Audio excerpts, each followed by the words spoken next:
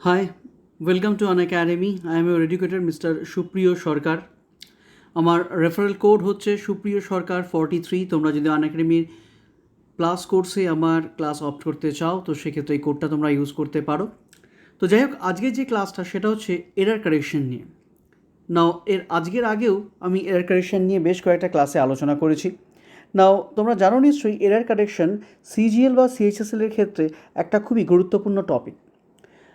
এমন কোনো exam CHSL বা সিজিএলে হয়নি যেখানে এরার কারেকশন থাকেনি, এবং এই এরার কারেকশনের উপর বেস করে যে কোয়েশ্চেন্সগুলো আসে সেগুলো ডিল করাটাও কিন্তু যথেষ্ট পরিমাণে চ্যালেঞ্জিং। তার কারণ হচ্ছে এখানে গ্রামারের কোনো একটা পার্টিকুলার অ্যাসপেক্ট থেকে কোয়েশ্চেনটা হয় না, গ্রামারের যে কোনো পার্ট থেকেই কিন্তু কোয়েশ্চেন আমার হতে পারে। তো সেই অর্থে এরার কারেকশনের একটাই উপায়, সবার প্রথমে আমরা গ্রামারের বেসিকটা ঠিক করব, তারপর যত পরিমাণে পারবো প্র্যাকটিস করব। না, গ্রামারের বেসিকের জন্য আমার যে ফাউন্ডেশন ক্লাসেসগুলো তোমরা পেয়েছো আগেও, যেমন ধরো নাউনের ক্লাস, অ্যাডজেক্টিভ, অ্যাডভার্ব, এই ক্লাসগুলো তো ফলো করবই, এবং তার উপর বেস করে যে সকল প্রবলেমসগুলো হতে পারে সেই প্রবলেমসগুলো নিয়ে আমরা আলোচনা করব। তো আজকে আমি এই ক্লাসটাতে কিছু ইম্পর্টেন্ট টপিক সিলেক্ট করেছি। টপিক বলে ভুল হবে, ইম্পর্ট্যান্ট কিছু কোয়েশ্চেন আমি সিলেক্ট করেছি, এবং সেই কোয়েশ্চেনগুলোকে আমরা একটু দেখব কীভাবে ডিল করা যায়। এরকমভাবেই যত আমরা কোয়েশ্চেনের সাথে ফ্যামিলিয়ার হব ততই কিন্তু প্রবলেমগুলো আমরা চট করে ডিটেক্ট করতে পারবো। তো চলো তাহলে শুরু করা যাক আমাদের এরার কারেকশন। তো সবার প্রথমে সেন্টেন্সটা ভালো করে লক্ষ্য করো, কি বলা হয়েছে। আমি একটু জুম করছি, দেখো বলা হয়েছে অ্যানশিয়েন্ট আর্টিফ্যাক্টস আর a part of global heritage and should not be sold to the highest bidder. নাও সেন্টেন্সটা ভালো করে লক্ষ্য করো, এইখানে যে প্যাটার্নটা আমি ফলো করেছি 5টা অপশান দেখেই বুঝতে পারছো, যেমন কিনা ব্যাংকের এক্সামে হয়ে থাকে। তো এখানে এই সেন্টেন্সটাকে ইনিশিয়ালি 4টে ভাগে ভাগ করা হয়েছে। এই 4টের মধ্যে ভুলটা কোথায় হয়েছে, তো যদি আমি পার্ট বাই পার্ট আলোচনা করি তাহলে আমি বুঝতে পারি যে ভুলটা কোথায় আছে। চলো প্রথম পার্টটা দেখি আমরা। বলা হয়েছে এনশিয়েন্ট আর্টিফ্যাক্টস আর, তো এনশিয়েন্ট আর্টিফ্যাক্টস হচ্ছে প্লুরাল, তো সেই অর্থে ভার্ব প্লুরাল ইউজ হয়েছে, তাহলে এ পার্টে কিন্তু কোনো ভুল নেই আমার। বি পার্টটাকে দেখো, a part of global heritage, ঠিক আছে, কোনো অসুবিধা নেই, এই পার্টটাও ঠিক আছে। And should not be, it's okay, should not be চলতেই পারে, উচিত নয়। শুড নট বি সোল্ড, হ্যাঁ সেলের 5 ফর্ম হচ্ছে বা পাস্ট পার্টিসিপাল ফর্ম হচ্ছে সোল্ড, আর বি এর পর ভার্বের 3 নম্বর ফর্মটাই বসে, সেই অর্থে সোল্ডেও কোনো ভুল নেই। টু দ্য হাইয়েস্ট বিডার মানে কোনো অকশানে সে যে সব থেকে বেশি দর কষে তাকে হাইয়েস্ট বিডার বলা হয়ে থাকে। তো সেই অর্থে দেখো এই যে 4টে পার্টস আমরা দেখলাম, A B C and D, 4টে পার্টসের মধ্যে কিন্তু একটাতেও কোনো আমরা ভুল পাচ্ছি না। তো সেই অর্থে সেন্টেন্সটা আমার তাহলে কি হতে পারে, তো এইরকম জায়গায় দাঁড়িয়ে যখন আমি কোনো ভুল খুঁজে পাচ্ছি না, তো আমার আনসার তাহলে হবে, আনসার হবে নো এরার। কি বললাম, আনসার হবে আমার নো এরার। ক্লিয়ার? তো ই হচ্ছে আমার আনসার। ক্লিয়ার? ওকে, নো এরারগুলো করার সময় একটু ভালো করে খেয়াল রাখবো আমরা, কেননা নো এরারগুলো কিন্তু এক্সামে সব থেকে বেশি কনফিউজ করবে তোমায়। তার কারণটা হচ্ছে এরার থাকলে তো হ্যাঁ একটা পার্টিকুলার পার্টে এরার রয়েছে সেটা আমি দেখেই বলতে পারি, কিন্তু নো এরার থাকলে আমায় কী করতে হবে, আমাকে কিন্তু এইভাবে প্রত্যেকটা পার্টকে খুঁটিয়ে দেখতে হবে। অনেক সময় একটা এরারযুক্ত সেন্টেন্সে আমরা একটা পার্টকে দেখেই নিমিষে বলে দিতে পারি যে হ্যাঁ এই পার্টটা একটা এরার রয়েছে, কিন্তু যদি এরার না থাকে সেক্ষেত্রে ব্যাপারটা একটু বেশি চ্যালেঞ্জিং হয়ে যায়। আমাকে সেক্ষেত্রে কী করতে হয়, প্রত্যেকটা পার্টকে ভালো করে দেখে তারপর ডিটারমাইন করতে হয় যে এরার আছে কি নেই। তো তাহলে আমার আনসারটা দেখতেই পারছো, আনসার হচ্ছে ই পার্ট, নো এরার। ক্লিয়ার হয়েছে সবার? যদি ক্লিয়ার থাকে আমরা সেন্টেন্স নাম্বার 2তে আসবো। সেন্টেন্স নাম্বার 2তে কী বলেছে, most people like to rest after a days hard work but he seemed to have an inexhaustive supply of energy. তো এখানেও চলো আমরা পার্ট বাই পার্ট ভালো করে দেখি। প্রথম পার্টটা বলেছে মোস্ট পিপল লাইক টু, ঠিক আছে, পিপল প্লুরাল, তার সাথে প্লুরাল ভার্ব ইউজ হয়েছে লাইক, কোনো ভুল নেই। তারপরে রয়েছে rest after a days hard work, সারাদিনের কঠোর পরিশ্রমের পর বিশ্রামের কথা বলা রয়েছে। তারপর বলা হচ্ছে but he seemed to have obviously positive ফর্মে রয়েছে পাস্টের। An inexhaustive supply of energy. তো এইখানেও দেখো গ্রামাটিক্যালি কোনো ভুল কিন্তু চোখে আমার পড়ছে না। তাহলে ভুলটা কোথায়? আমি বলেই নিই, এই সেন্টেন্সটাতে কিন্তু ভুল রয়েছে। কোথায় ভুলটা রয়েছে ভালো করে লক্ষ্য করো। এখানে একটা ওয়ার্ড ইউজ হয়েছে এক্সস্টিভ, বা নেগেটিভ করলে ইনএক্সস্টিভ। নাও এক্সস্টিভ যে শব্দটা রয়েছে, এক্সস্টিভ শব্দটার মানে কিন্তু সম্পূর্ণরূপে, মানে পুরোপুরি, সম্পূর্ণ। তো যদি তুমি সম্পূর্ণ মিন করো, তার উল্টো হচ্ছে অসম্পূর্ণ সাপ্লাই অফ এনার্জি। ঠিক আছে না, এখানে অসম্পূর্ণ কথাটা ভুল। এখানে যেটা আমরা করব, আনসার যেটা হবে ইনএক্সস্টিবল। ঠিক আছে, কি বললাম?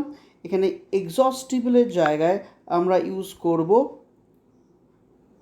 ভিটা উঠে যাবে, তাহলে সেন্টেন্সটা দাঁড়াবে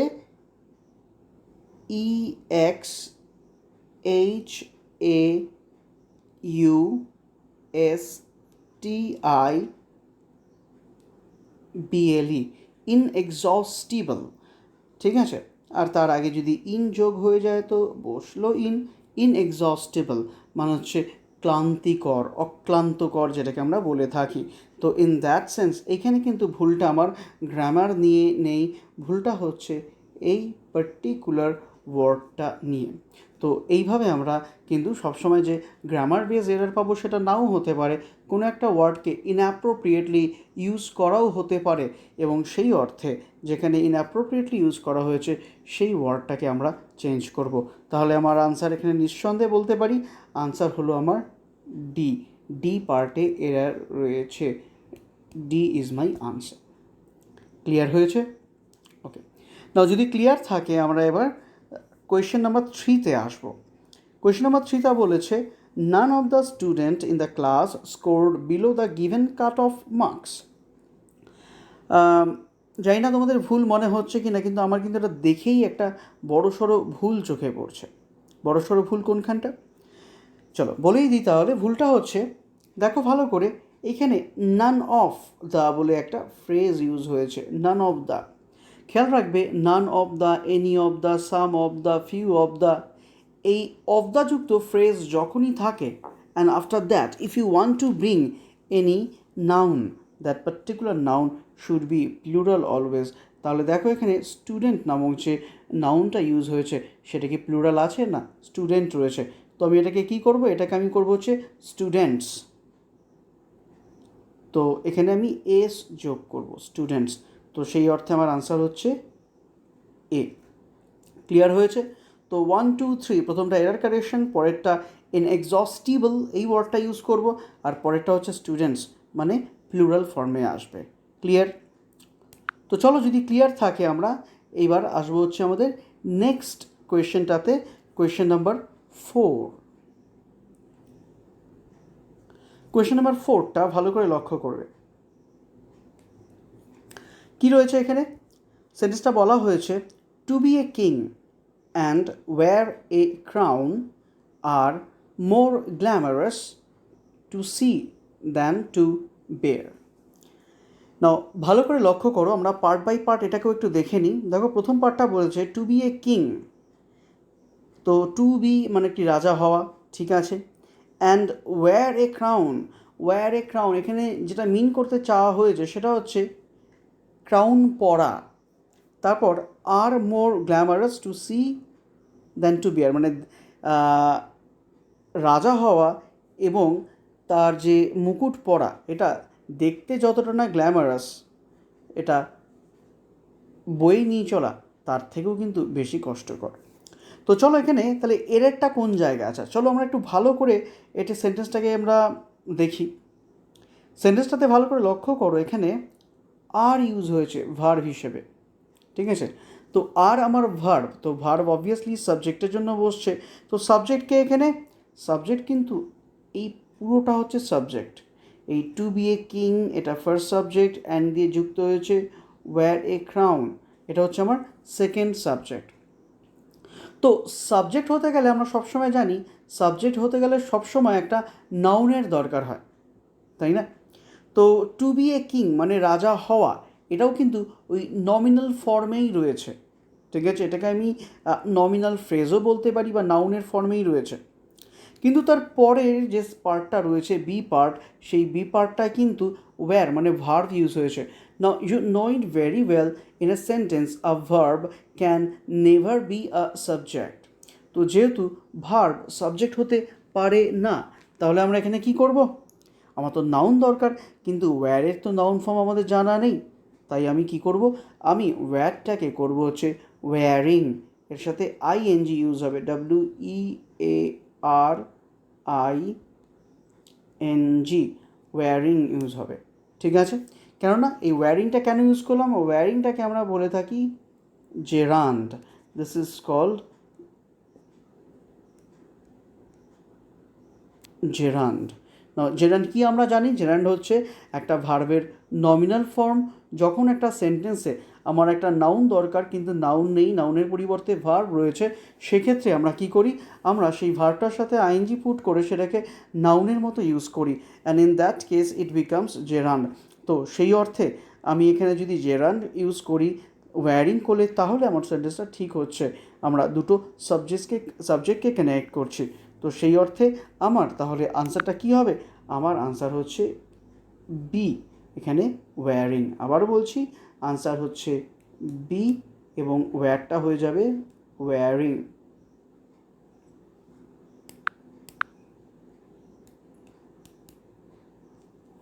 ক্লিয়ার হয়েছে সবার?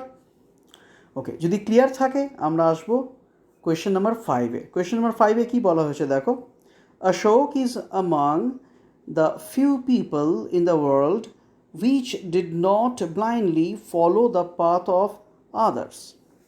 ঠিক আছে? তো এখানে ভুলটা কোথায় রয়েছে সেটা আমরা দেখব এখানে। প্রথম পার্টটা দেখো বলেছে, এ পার্টটায় কি বলেছে? এ পার্টটাতে যে অশোক ইজ অ্যামং দ্য, তো অশোক এখানে সিঙ্গুলার, তো তার সাথে আমি ইজ ইউজ করতেই পারি, ঠিক আছে? চলো ইজ ইউজ হলো। তারপর বলছে among the few people in the world, মানে পৃথিবীর কিছু মানুষের মধ্যে একজন।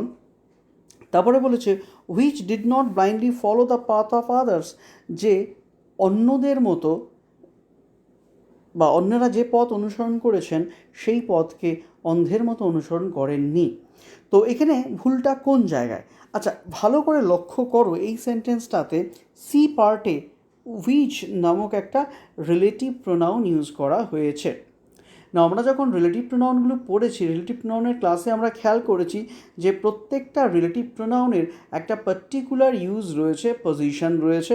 না, হুইচ কখন ইউজ হয়? হুইচ তো আমরা জানি ইউজ হয় নন লিভিংয়ের জন্য ইউজ হয়, এবং অ্যানিমালের জন্য হুইচ ইউজ করতে পারি। কিন্তু এই সেন্টেন্সে হুইচ কি কোনো অ্যানিমাল বা নন লিভিংয়ের সম্বন্ধে বলছে? একদমই না। হুইচ কিন্তু এখানে বলছে এই পৃথিবীর অন্য সব লোকেদের সম্বন্ধে। তো পৃথিবীর অন্য সব লোকেরা মানে human being, and you know it very well, human বিংয়ের জন্য হুইচ কিন্তু কখনো ইউজ হয় না। এখানে তাহলে আমরা কি করব? এখানে হিউম্যান বিংয়ের জন্য আমরা হুইচটাকে উঠিয়ে দিয়ে তার পরিবর্তে ইউজ করব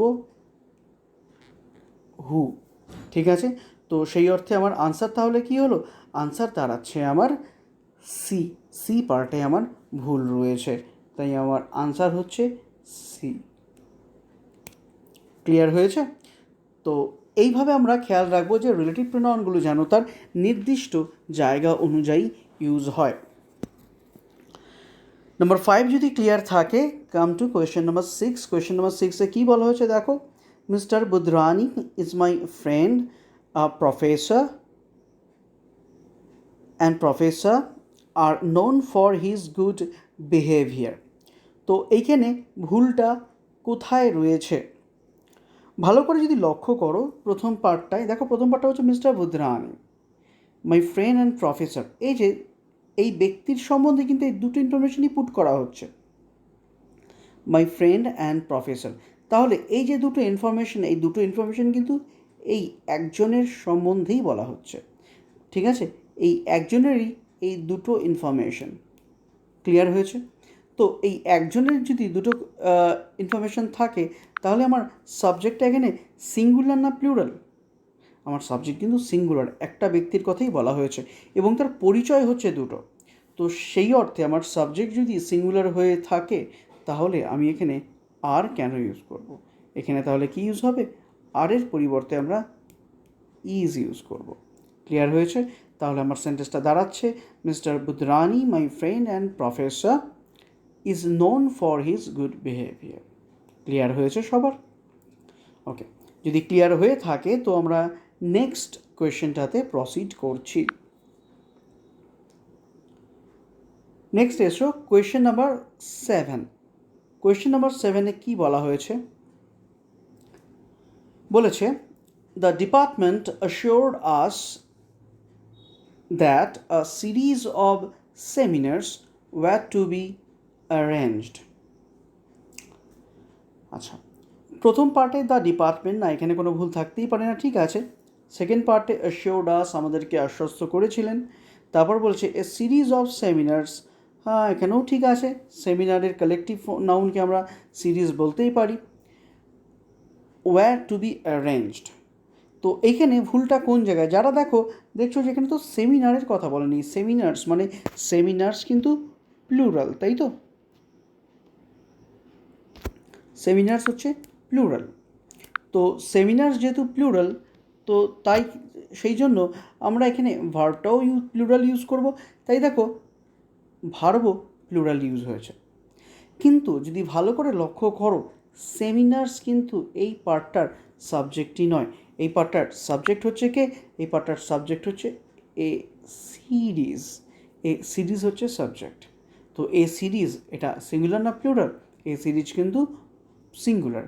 তো এ সিরিজ যেহেতু সিঙ্গুলার তাই সাবজেক্ট সিঙ্গুলার হলে আমার ভার্বও কিন্তু সিঙ্গুলার হবে। তাই এখানে ওয়্যার ইউজ করব না, আমরা ওয়্যারের পরিবর্তে ওয়াজ ইউজ করব।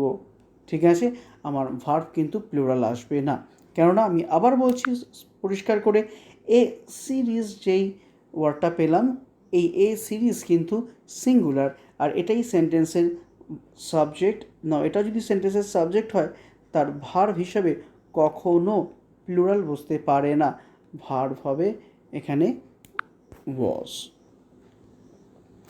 ক্লিয়ার হয়েছে? তো তাহলে আমার আনসারটা কি হচ্ছে?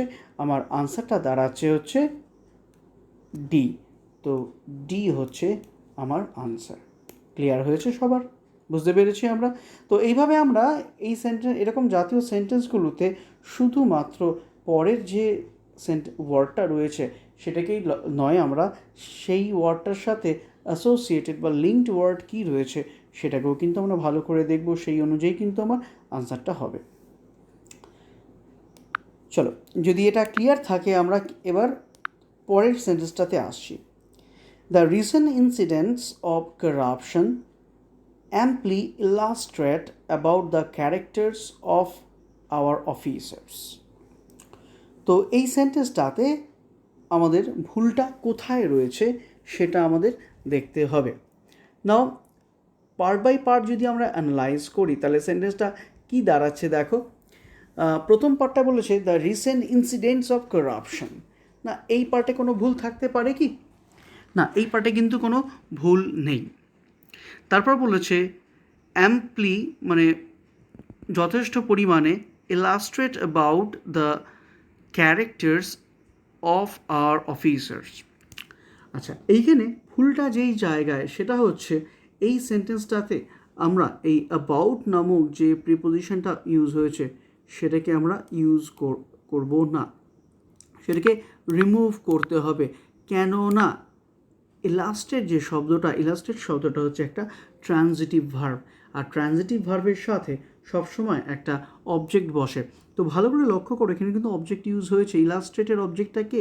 ইলাস্ট্রেটের অবজেক্টটা হচ্ছে দ্য ক্যারেক্টার্স, তাই না? তো যেহেতু ডাইরেক্ট অবজেক্টটা দেয়া রয়েছে এখানে, তাই এখানে আমরা কোনো মতেই অ্যাবাউট শব্দটা ইউজ করব না। তো সেন্টেন্সে তাহলে আমার আনসারটা এটারও হচ্ছে বি, এবং আমরা কি করব? আমরা অ্যাবাউটটাকে রিমুভ করব। ক্লিয়ার হয়েছে? Any confusion? এবার আসবো আমরা কোয়েশ্চেন নাম্বার 9-এ। ভালো করে লক্ষ্য করো, কোয়েশ্চেন নাম্বার 9 কী বলা হয়েছে? The science project was equally successful as the software project they had presented. তো এই সেন্টেন্সটাতে ভুল কোন জায়গায় সেটা আমাদের একটু ভালো করে লক্ষ্য করতে হবে। নাও ভালো করে লক্ষ্য করো, এখানে প্রথম সেন্টেন্সটা পার্টটা বলেছে the science project. Now the science project এখানে কোনো ভুল থাকার কথাই না। তারপরের পার্টটা বলেছে দেখো was equally successful, science project singular, তার জন্য ওয়াজ ইউজ হয়েছে। অ্যাজ দ্য সফটওয়্যার প্রজেক্ট এখানেও ঠিক আছে। নাও এইবার ভুলটা তাহলে কোন জায়গায়? ভুলটা হচ্ছে, ভালো করে যদি লক্ষ্য করো দেখতে পারবে এখানে সাকসেসফুল শব্দটা ইউজ হয়েছে এবং তার সাথে ইকুয়ালি শব্দটাও ইউজ হয়েছে। ঠিক আছে, কি বললাম? সাকসেসফুল শব্দটা ইউজ হয়েছে এবং ইকুয়ালিও ইউজ হয়েছে। নাও এই ইকুয়ালি মানে একই রকম, আবার সাকসেসফুল অ্যাজ এই ফ্রেজটাও কিন্তু এর মানে একই রকম। আমরা অ্যাজ দিয়ে যেই কাজটা করি ইকুয়ালি দিয়েও কিন্তু সেই কাজটাই ইউজ হয় বা এক্সপ্রেসড হয়। তো যেহেতু আমরা সাকসেসফুল অ্যাজ ইউজ করেছি, ইকুয়ালি দেওয়ার কিন্তু আর কোনো দরকার নেই। ঠিক আছে, কেননা এই ইকুয়ালি আর সাকসেসফুল অ্যাজ দুটো একই রকম সেন্স নিয়ে আসছে। That's why this two words can not be put together. সেজন্য আমার আনসারটা কী হবে? এই অর্থে আমার আনসার হবে বি। ঠিক আছে, এই সেন্টেন্সটাও বি হবে আমার আনসার। ক্লিয়ার হয়েছে? কেন বি হবে বললাম? এই সাকসেসফুল অ্যাজ আর ওয়াজ ইকুয়ালি দুটোকে আমরা একসাথে কিন্তু পুট করতে পারবো না। ক্লিয়ার হয়েছে? তো চলো, যদি ক্লিয়ার থাকে আমরা এবার নেক্সট সেন্টেন্সটাতে আসছি, question number 10। Okay, question number 10-এ কী বলছে ভালো করে লক্ষ্য করো তোমরা। বলা হচ্ছে he has secured 30 marks but the passing marks are 40। তো যদি ভালো করে লক্ষ্য করো, খেয়াল করবে এই সেন্টেন্সটায় প্রথম পার্ট যেটা রয়েছে হি হ্যাজ সিকিউরড ঠিকঠাক আছে, পরের পার্টটাও 35 মার্কস এটাও ঠিক আছে, but the passing marks are 40, কিন্তু পাস করার নম্বর ছিল 40।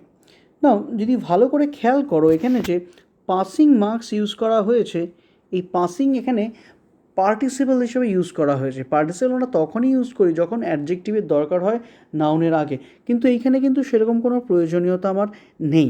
অ্যাকচুয়ালি এই কথাটা কিন্তু পাসিং মার্কস নয়, কথাটা হচ্ছে পাস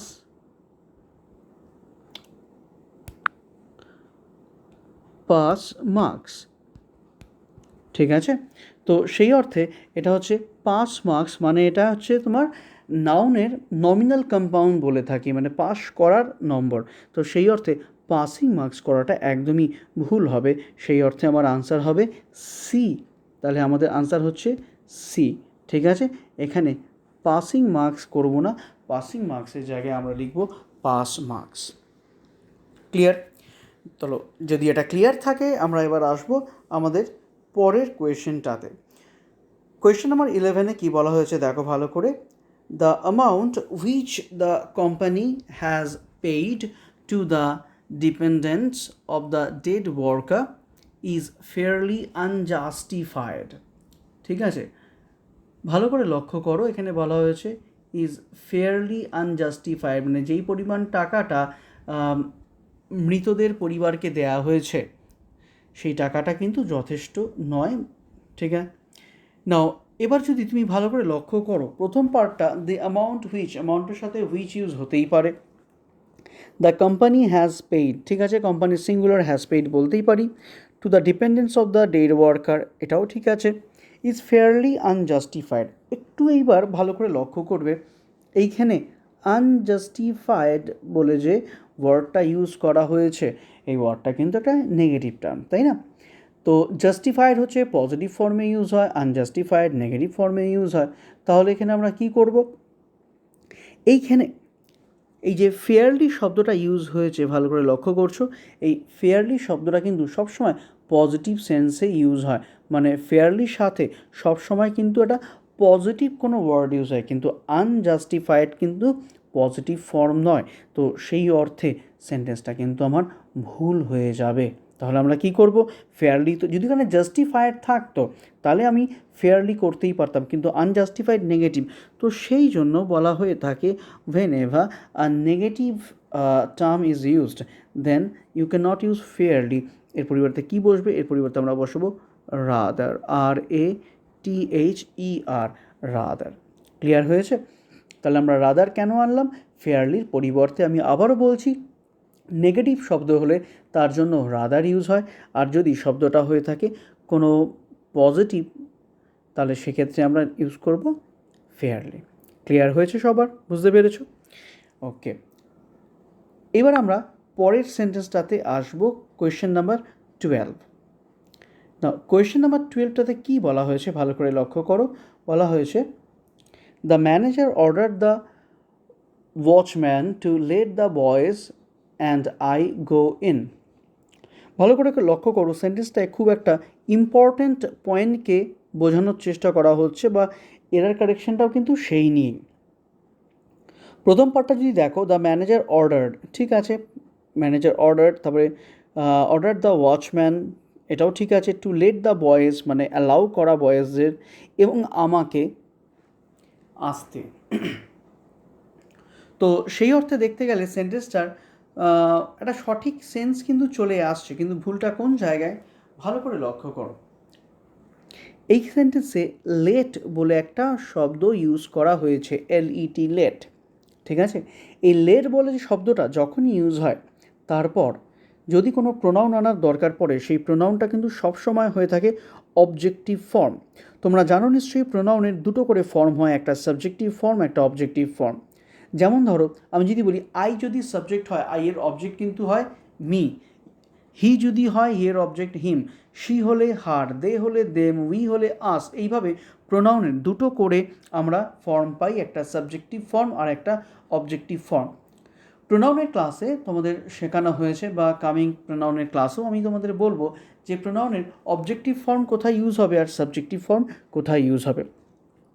সেক্ষেত্রে বলা হয়ে থাকে লেট শব্দটা যখনই ইউজ হয়, লেটের পর, LET, লেটের পর, if you want to bring any pronoun, that pronoun should always be in objective form. একটু খেয়াল করলেই দেখতে পারবে যে আমরাও কিন্তু ইউজ করি এরকম। যেমন ধরো আমরা অনেক সময় বলি না, লেটস গো দেয়ার, তো যখন তুমি বলছো লেটস গো দেয়ার, এখানে লেটস মানে কি, লেট আস। একটু ভালো করে ভেবে দেখো, আমরা কিন্তু লেট উই কখনো বলি না, আমরা কি বলে থাকি, লেট আস, এটাই আমরা কিন্তু ইউজ করে থাকি। তার কারণটা হচ্ছে লেটের পর সবসময় অবজেক্টিভ ফর্ম ইউজ হয়। এইবার ভালো করে লক্ষ্য করো, এইখানে লেটের পর বয়েজ ইউজ হয়েছে। বয়েজ তো noun, noun singular, subjective objective দুরকমভাবে ইউজ হতে পারে, তো এখানে কিন্তু এটা অবজেক্টিভ ফর্মে ইউজ হয়েছে, ঠিক আছে। কিন্তু এই যে এখানে একটা প্রোনাউন রয়েছে আই, এই আই নামক প্রোনাউনটা এটা কিন্তু সাবজেক্টিভ ফর্ম। তো already I have told you after let we can not use any subjective form, we must bring the objective form. তাহলে আই এর অবজেক্টিভ ফর্ম কী হবে, আই এর অবজেক্টিভ ফর্ম হবে মি, ঠিক আছে। আই এর অবজেক্টিভ ফর্ম মি ইউজ করব আমরা, মি। তাহলে আনসারটা হচ্ছে আমার ডি পার্টে আমার এররটা রয়েছে, in that sense D is my answer. এখানে আমরা কি ইউজ করব, এখানে আমরা আই এর পরিবর্তে মি ইউজ করব। ক্লিয়ার হয়েছে ব্যাপারটা? ওকে, যদি ক্লিয়ার থাকে এবার চলো আমরা আমাদের নেক্সট সেন্টেন্সটাতে আসি, কোয়েশ্চেন নাম্বার 13। কোয়েশ্চেন নাম্বার 13-এ কী বলা হয়েছে দেখো, বলেছে this candy is preferable than that and it's test is also comparatively good. তো এখানে পার্ট বাই পার্ট যদি আলোচনা করি আমরা দেখতে পাবো এখানে বলা হয়েছে দিস ক্যান্ডি, তো ক্যান্ডি এখানে সিঙ্গুলার হিসেবে ইউজ হয়েছে, তাই দেখো দিস ইউজ হয়েছে এবং সেই জন্য ইজ ইউজ করা হয়েছে, ভুল এই পার্টে নেই। তারপরে বলছে প্রেফারেবল মানে পছন্দ, কার তুলনায় পছন্দ, আরেকটা ক্যান্ডি সেটার তুলনায় পছন্দ, কারণ এটা ওটার থেকে তুলনামূলকভাবে ভালো। এইবার মজার যে জিনিসটা সেটা হচ্ছে আমরা সবাই জানি প্রায় যে যখনই আমরা তুলনা করি, তুলনা করার সময় আমরা কী করি? তুলনা করার সময় আমরা দ্যান ইউজ করি, তাই না? কিন্তু খেয়াল রাখবে এইখানে প্রেফার নামক যে শব্দটা ইউজ হয়েছে, কি বললাম? প্রেফার নামক শব্দটা যে ইউজ হয়েছে, এই প্রেফার শব্দটার সাথে আমরা কখনো দ্যান ইউজ করতে পারি না। প্রেফারের সাথে টি ও টু ইউজ হয়। তাহলে সেন্টেন্সটা দাঁড়াবে this candy is preferable to that. ঠিক আছে? কিছু কিছু ক্ষেত্রে টু তো ইউজ হয়ই, আবার মডার্ন ইংলিশে আজকাল ওভারটাও ইউজ করা হতে পারে। ঠিক আছে? তো এখানে প্রেফারেবলের সাথে টু বা ওভার যে কোনো একটা হতে পারে, কিন্তু পার্টিকুলারলি এই সেন্টেন্সটার জন্য টু সবথেকে বেশি অ্যাপ্রোপ্রিয়েট হবে। তাই আমার আনসার কিন্তু হবে বি পার্টে। আমরা কি করলাম তাহলে? আমরা এইখান থেকে তোমার দ্যানটাকে তুলে দিলাম, দ্যানের পরিবর্তে কী নিয়ে এলাম? টি ও টু। তাই আমার আনসার হচ্ছে বি। ক্লিয়ার হয়েছে সবার? তাহলে আমরা খেয়াল রাখবো কিন্তু প্রত্যেকে প্রেফার শব্দটার সাথে সবসময় টু ইউজ করব। চলো এবার কোয়েশ্চেন নাম্বার 14-এ আসি আমরা। কোয়েশ্চেন নাম্বার 14-এ কী বলা হয়েছে? There were only 2 commandos but each and every commando was equal to 6 policemen. দুজন মাত্র কমান্ডোস ছিলেন, কিন্তু দুজন প্রায় 6 জনের সমান, 6 জন পুলিশম্যানের সমান। তাহলে ভুলটা আমার কোন জায়গায়? দেখো প্রথম পার্টটায় বলেছে দেয়ার ওয়্যার অনলি 2 কমান্ডোজ, ঠিক আছে, but each and every commando. না, ভুলটা এই জায়গাতেই। আমরা এখানে ইচ অ্যান্ড এভরি ইউজ করব না, দিস ইজ ফল্টি কনস্ট্রাকশন। আমরা এখানে বরং কী করব? আমরা এখানে ইচ অ্যান্ড এভরিকে উঠিয়ে দেবো, তার পরিবর্তে আমরা শুধু ইচ শব্দটা ইউজ করব। ঠিক আছে? অ্যান্ড এভরি এখানে ইউজ হবে না। তো সেন্টেন্সটা আমার দাঁড়াবে there were only 2 commandos each commando was. Each সবসময় সিঙ্গুলারের জন্য ইউজ হয়, এবং যেহেতু এখানে অনেকের কথা বলা হয়নি, দুজনের কথা বলা হয়েছে, তাই এখানে আমরা ইচ শব্দটা ইউজ করব। তো ইন দ্যাট সেন্স আমার আনসার হচ্ছে বি এটার ক্ষেত্রে। বুঝতে পেরেছি আমরা তাহলে? ওকে, যদি বুঝে গিয়ে থাকি আমরা এবার পরের সেন্টেন্সটাতে আসবো। This is our last sentence for today. ভালো করে লক্ষ্য করো কি বলেছে? Everybody's business is nobody's business said the teacher. তো এই সেন্টেন্সটাতে ভুলটা আমার তাহলে কোন জায়গায় রয়েছে? চলো একটু ভালো করে দেখে নিই আমরা। বলেছে এভরিবডিজ, এখানে পজিটিভ কেস ইউজ করা হয়েছে, অ্যাপোস্ট্রফি এস, ঠিক আছে, এভরিবডিজ বিজনেস। তারপরে বলেছে ইজ নোবডিজ বিজনেস, নোবডির পজিটিভ কেস ইউজ করা হয়েছে। তো nobody's business is everybody's business is nobody's business said the teacher. এটা একটা ন্যারেশনের সেন্টেন্সে রয়েছে, ডাইরেক্ট স্পিচে। তো এই সেন্টেন্সটাতে এ পার্ট ঠিক আছে, বি পার্টও কোনো ভুল দেখছি না। সেড ইউজ করা হয়েছে, হ্যাঁ করা যেতেই পারে, আর দ্য টিচার তো ঠিকই আছে। তো ইন দ্যাট সেন্স আমার আনসার কিন্তু নো এরার, সেন্টেন্সটাতে কোনো ভুল নেই, তাই আমার আনসার হচ্ছে ই। ঠিক আছে, নো এরার আনসার আমার। ক্লিয়ার হয়েছে? তো এই যে 15টা এরার কারেকশন আমরা দেখলাম, এই এরার কারেকশনগুলোর মধ্যে শুধু এগুলোকে আমরা কিছু এরার কারেকশনের এক্সারসাইজ হিসেবেই কিন্তু নেবো না, আমরা এগুলোকে এরার কারেকশনের ক্ষেত্রে গ্রামারের পার্টিকুলার রুলসগুলোকে কীভাবে আমরা অ্যাপ্লাই করছি সেইটা কিন্তু আমরা নজরে রাখবো, এবং সেই অনুযায়ী আমরা কিন্তু এই যত প্র্যাকটিস করব তত আমাদের এরার কারেকশনগুলো আরও স্মুথলি হবে। কেননা তোমরা জানো নিশ্চয়ই ইংলিশ গ্রামারে রুলসের শেষ নেই, হাজার একটা রুলস রয়েছে। সব কটা রুলসকে অ্যাট এ টাইম মাথায় রাখা সত্যি একটু কষ্টকর, কারণ তোমাদের শুধু ইংরেজি পড়লেই তো হবে না, বাকি সাবজেক্টসগুলোও রয়েছে। তো সেই ক্ষেত্রে আমরা যদি এই প্র্যাকটিসটা করতে পারি, প্র্যাকটিসটা করার মাধ্যমে কী হবে? আমরা দেখব সব রুলস নয়, কিছু কিছু রুলস রয়েছে যেই রুলসগুলো শুধুমাত্র এই এরার কারেকশনের ক্ষেত্রে ইউজ হয়, এবং সেই রুলসগুলো যত ঘন ঘন আমরা দেখব চোখে, তত সেগুলোর সাথে আমরা ফ্যামিলিয়ার হব, এবং এইভাবেই আমাদের এরার কারেকশনটা ঠিকঠাক হতে পারে। ক্লিয়ার? ওকে, চলো দেন দিস মাচ ফর টুডে। আমার ক্লাস যদি ভালো লেগে থাকে তোমাদের, ফলো করো, এবং আমার কোড যেটা একটু আগে বললাম, সুপ্রিয় সরকার 43 SUPRIYASARKAR 43 এই কোডের মাধ্যমে আনএকাডেমির প্লাস কোর্সগুলোতে তোমরা আমার ক্লাস করতে পারো। ঠিক আছে, চলো দেন, থ্যাংক ইউ।